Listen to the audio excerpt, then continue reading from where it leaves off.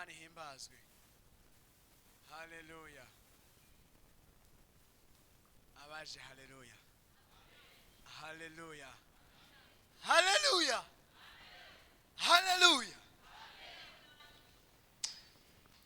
Iyo turi gusenga ntitugira imbeho, ariko iyo turi gusenga haleluya tuva mu bwiza tuja mu bundi, tuva mu kwinginga ku rugero rwo hasi tuduga ku rugero rwo hejuru.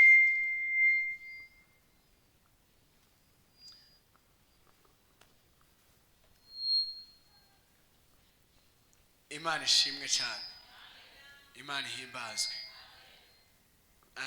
Uyu munsi ndazi hari ubwiza bw'Imana ku rugero teye ubwoba tuza kubona bihereye ndetse mu ijambo ryayo. Haleluya. Ijambo mfite ku buzima bwawe muri kino gitondo riravuga ngo gusenga kwawe kumviswe. Riravuga ngo gusenga kwawe kumviswe. Birashoboka kumenga ndabikubwiye ubifata nka kamenyere canke ubifata ubanje kuraba ubunini bwo uri karabivuga, ariko reka nkubwire ikintu kimwe: ntirigira ububasha bivanye n'uri kararivuga, ariko rigira ububasha bivanye n'uryakiriye. Ntirigira ububasha bivanye n'uri karabivuga ingene angana, ingene avyibusha, ingene yonze, ingene ari muremure, ingene ari mugufi, ariko rigira ububasha bivanye n'uryakiriye. Haleluya. Reka nkwinginge umutima wawe uzane hano ukure hanze. Reka nkwinginge impwemu yawe ikuremo imbeho, ariko uyizanemwo ubushuhe bwa mpwemu yera. Haleluya. Uyivanemwo imbeho, ariko uyishiremo ubushuhe bwa mpwemu yera. Haleluya. Bibiliya yarambwiye neza mu Barewe ngo nuko umuriro ntuze wigera uzima ku gicaniro. Uwo muriro nuyuhe n'amasengesho ku mutima wawe, n'ubunwane n'Imana hagati yawe nayo, n'umuriro wa mpwemu yera w'amasengesho, n'ukuvugana n'Imana mu gatondo mu ijoro, n'ukugendana nayo, n'ukuyimika, n'ukuyibwira ngo jewe simboneke haboneke wewe, n'ukuyibwira ngo jewe sinkore nkoreshwe nawe. Reka nkubwire ikintu kimwe: nimba ukeka kutera umukozi w'Imana, uri umukozi w'Imana. Abantu benshi bibaza ko gukorera Imana no guhagarara hano, ariko reka nkubwire ikintu kimwe: Perezida n'umukozi w'Imana, Minisitiri n'umukozi w'Imana, umugabo wawe n'umukozi w'Imana, wewe uri umukozi w'Imana, Chef de quartier n'umukozi w'Imana, Musitanteri n'umukozi w'Imana, umwana wawe n'umukozi w'Imana, umukozi ukoresha mu nzu n'umukozi w'Imana. Kubera iki? Bibiliya irambwira neza ngo mu gihe ca Nehemiya ngo umuntu wese ngo yahagaze mu kibanza ciwe yubaka. Haleluya. Umuntu wese yahagaze mu kibanza ciwe yubaka. Iyo toza ngaha tukavuga ubutumwa tugataha ataco tugira cyo gufungura, haba hari ikibuzi. Ariko iyo dutashe tugasanga amasororo atsindagiye, ca dutangura kuririmba ati ibigega biragira gusa, ibigega biradiba diba, ibigega biruzuye, ibigega bimeze neza. Tukarekuza impwemu, Imana ikadukoresha n'imwemu, namwe ikabakoresha n'amaboko, namwe ikabakoresha n'ibiganza. Mugacana imbabura tukatsa migisere, mugacana imbabura tukavugira muri mikrofone, mugacana imbabura haleluya. Haleluya. Umaze igihe kinini usenga Imana, ariko gusenga kwawe kumviswe. Gusenga kwawe kumviswe. Niyo mpamvu vyanka vyemera urabohoka widegenze, vyanka vyemera uraza gushikaho utaho rushika, vyanka vyemera uraza guhinduka urubeya rw'umuriro. Reka dusome ijambo ry'Imana iminota mikeya, ndabona umwanya wihuta. Dusome Ivyakozwe n'Intumwa igice ca 10, duhere ku murongo wa 1 dushike ku wa 4. Indanzi y'amajambo iravuga ngo umumarayika yiyereka Korneliyo. Haleluya. Uyu munsi umumarayika yambaye ishusho y'umuntu aze kukwiyereka. Umumarayika yambaye ishusho y'umuntu aze kukwiyereka. Bene data, ndikumva amavuta kandi ivyo ndikuvuga ndiko ndumva ko biriko birambara umubiri ku muntu ariko aravyakira. Umurongo wa 1 uravuga ngo i Kaisariya hari umuntu yitwa Korneliyo, umugabisha w'abasoda 100 wo mu ngabo zitwa Abanyetariya. Yari umuntu yubaha Imana, akayitinyana nabo mu nzu yiwe bose. Yagirira abantu ubuntu bwinshi, agasenga Imana ubudasiba. Abona yeretswe imbona nkubone umumarayika w'Imana yinjiye iwe hari nk'igihe cy'isaha 9 z'umunsi. aramuhamagara ati Koroneliyo. Haleluya. nawe amukanurira amaso afite ubwoba, aramubaza ati nikiga mwami? Aramwishura ati gusenga kwawe n'ubuntu bwawe vyaduze bibicibutse imbere y'Imana. Haleluya. Umva, aramubwira ati gusenga kwawe n'ubuntu bwawe bwinshi vyaduze bibicibutse imbere y'Imana. Dukomere Imana amashi menshi cyane. Haleluya. Gusenga kwawe, reka nkwibutse gatoya, kubera urashaka kuvuga isinziriye, urashaka kuvuga iri kuri yumvira ibyo wasize hanze. Ninde wibuke, simvuge ngo ninde wibuke amasengesho wasenzurira, wibuke iminsi uheze uvuga ngo Mana ntabara uyu mutwaro, wibuke iminsi usenga uvuga ngo Mana ndarambiwe, wibuke iminsi umaze usenga uvuga ngo Mana iyi sanjutse gira icyo wokoze, wibuke usenga ubwira Imana ngo Mana nataye imatera, nahevye kwifuka, nataye umugabo ntabana, nahevye kumwonsa, ndaza kugira ngo ndabe byiza, gira icyo wokora ku bugingo bwanje. Ivyo ubona bipfa ugasenga bikanka kugenda, ariko reka nkubwire iki gitondo hari ijambo rivuga ngo gusenga kwawe kwaduze kubicibutsa imbere y'Imana, kwaduze kubicibutsa imbere ya ndiho, kwaduze kuba.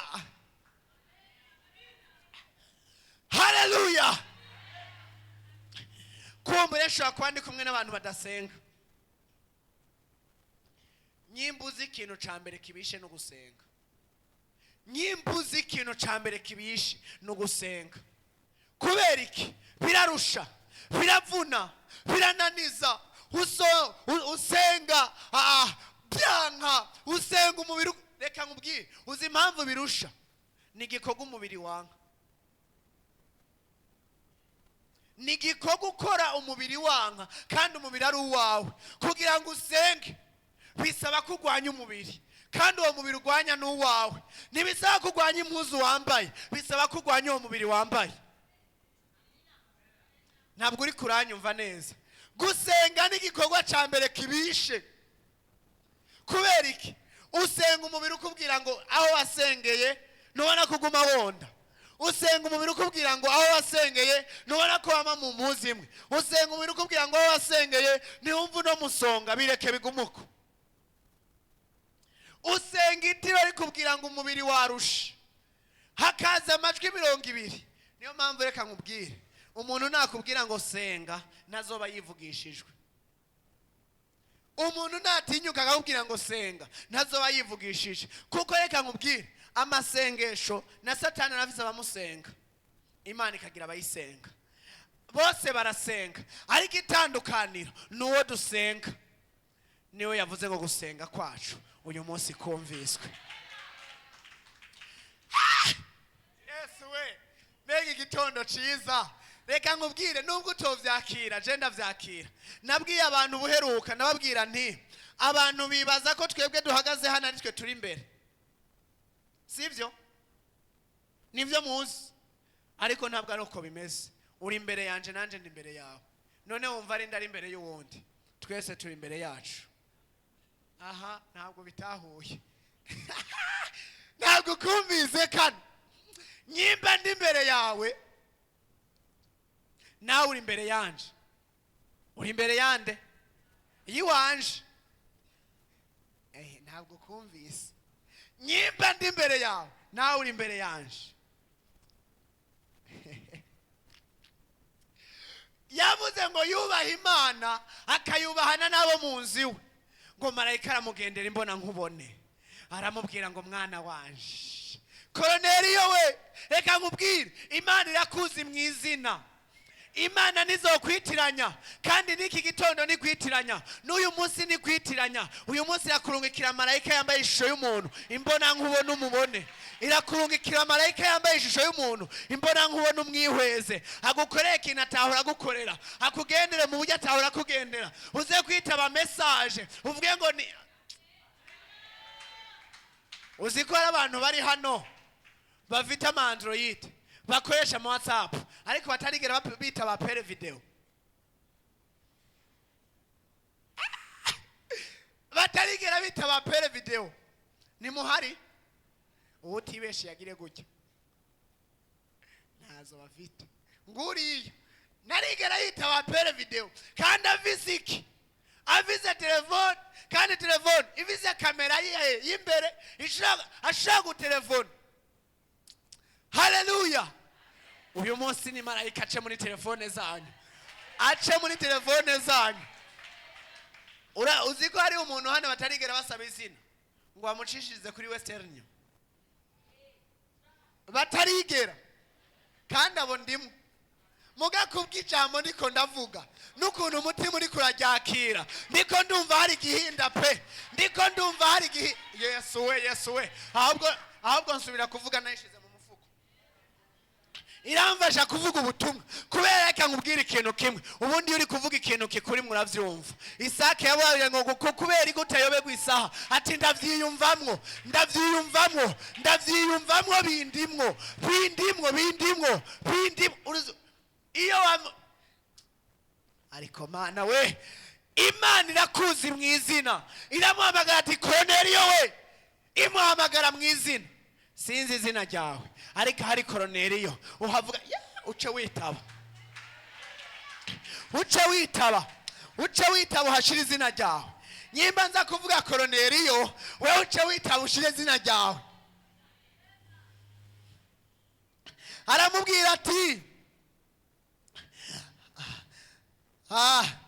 Aramubwira ati abona yeretswe imbona nkubone umumarayika w'Imana yinjiye iwe.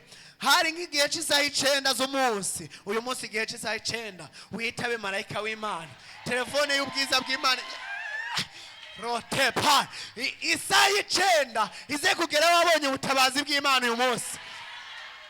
Aramubwira, haleluya, aramuhamagara ati yewe Simplice we, ati sa, aramubwira ati nikiga mwami. Haleluya, yewe Simplice we sa mwami, ubujije amahoro abandongikira amadolari.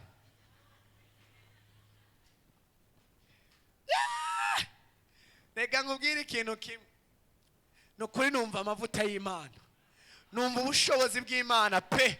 Nduko ndumvira ijambo ko riko riragira impact, ndiko ndumvira ijambo ko riko riragira ububasha. Kubera iki? Ntabwo ari motivation. Iyaba motivation naye kukubwira byinshi byo kukumotiva, ariko kuko ari Imana yavuze ngo marayika w'Imana mwibonekera hamugendera imbona nkubone. Hari igihe cy'isaha 9. Uyu munsi igihe cy'isaha 9 utangure kuvugwa neza muri quartier, utangure kugenderwa muri quartier. Uyu munsi igihe cy'isaha 9 Imana ikugenderere. Reka nkubwire, nibiza gukunda isaha 9 naho uza kuba uri mu kazi uze gufata iminota 5 uva musengera mu mutima. Isaha 9 uyu munsi iraza guhungabanya ibintu. Ntabwo yari isaha 9 y'ijoro. Reka nkubwire, ntabwo yari isaha 9 y'ijoro, yari iy'umurango. Ndacari mu mavuta y'umwungere kandi nzayakomezamo. Yaravuze ngo ivyo ndi guhanura kwa Mungu si ivy'igihe, ni ivy'umunsi. Si ivy'igihe, ni ivy'umunsi. Ivyo ndi kubabwira si ivy'igihe, ni ivy'isaha 9 y'umurango y'uyu munsi. Ni ivy'isaha 9 y'umurango w'uyu munsi. Ni ivy'isaha 9 y'uyu munsi. Ariko hari umuntu umwe ariko arabyumva ko ari isaha 9 y'uyu munsi, ngo azamure ibiganza atere haleluya. Hazamure ibiganza, azamure haleluya. Haleluya. Ngo nikiga mwana, aramubwira ngo gusenga kwawe n'ubuntu bwawe bwinshi ngo vyaduze bibicibutse imbere y'Imana. Erega hari ikintu kimwe mutatahuye gatoya. Iyo tuvuze ngo vyaduze bibicibutso, icibutso niki? Ni monima, ni kintu kikwishura uyu munsi ariko kigasigara n'ikirangamisi.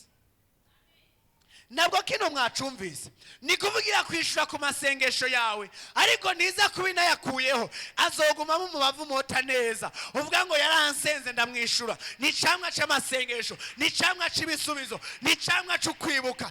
Isake ivyiyumvamo kandi ibyo kuri umuntu ariko arabyakira biraza kumukorera igitangaza, biraza kumuremera intahe, biraza kumuremera ishimwe, biraza kumukura ku rugero.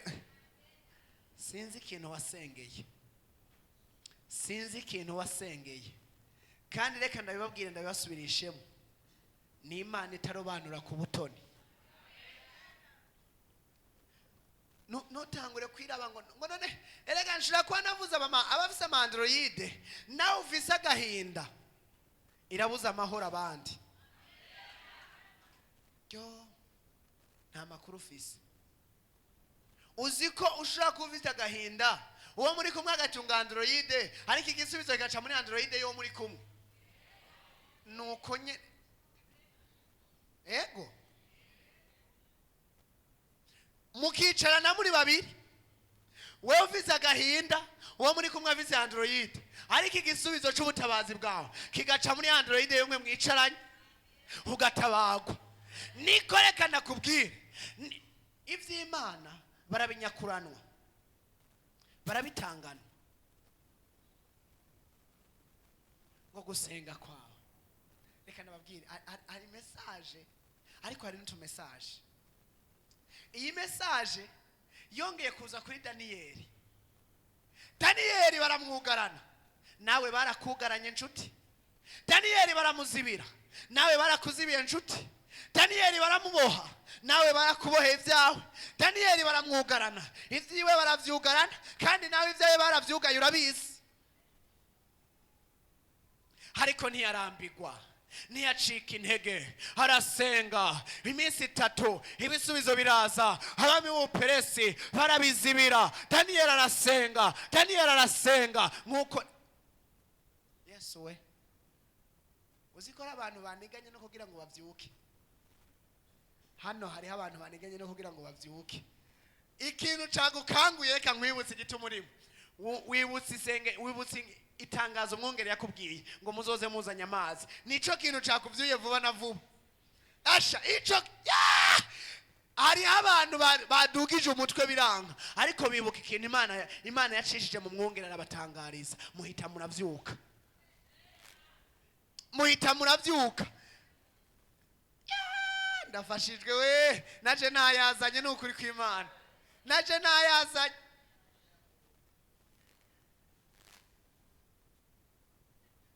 Reka nkubwire ntabwo ndi kukubesha, naryamye saa 7:30 n'ingahe, saa 9:30 nza mbona ndavyutse. Ati senga, ndasenga ndasenga ndasenga ndasenga 11 nacikinja muri douche.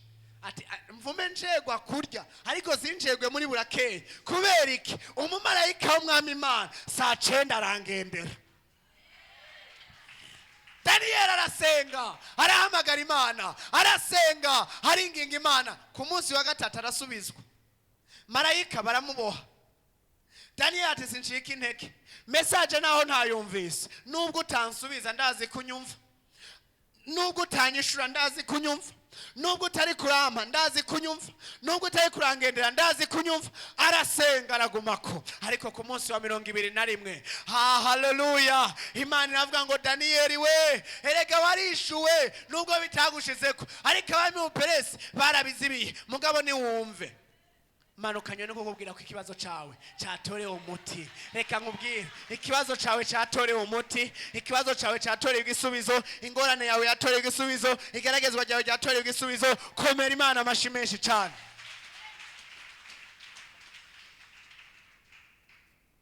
Imana ishimwe cyane, Imana ihimbazwe. No kubwira ngo ndarenzako, noba ndakubesha. Uwumva niyumva. Abantu bafise ibiro bike ndimwo, ubona ivyo nari mfite byinshi bitera bigabanuka. Niwa Diacre bivanye rero nuko mbonye nganangana, ndakurayuka bawakira namba. Ariko nujakira nk'urivugishijwe n'ijuru, nujakira nk'uwari hawe nandiho wabariho, hakaza kugira ngo ariguhe, nk'uwemeye kubitiyo kugira ngo Imana yivugira iciye muri je, uraza kwakira igitangaza saa 9. Imana bahezagire, Imana bagire neza. reka twinginge umuvyeyi ashike hano kugira ngo adusengere dukomere Imana amashi menshi cyane tumwakire.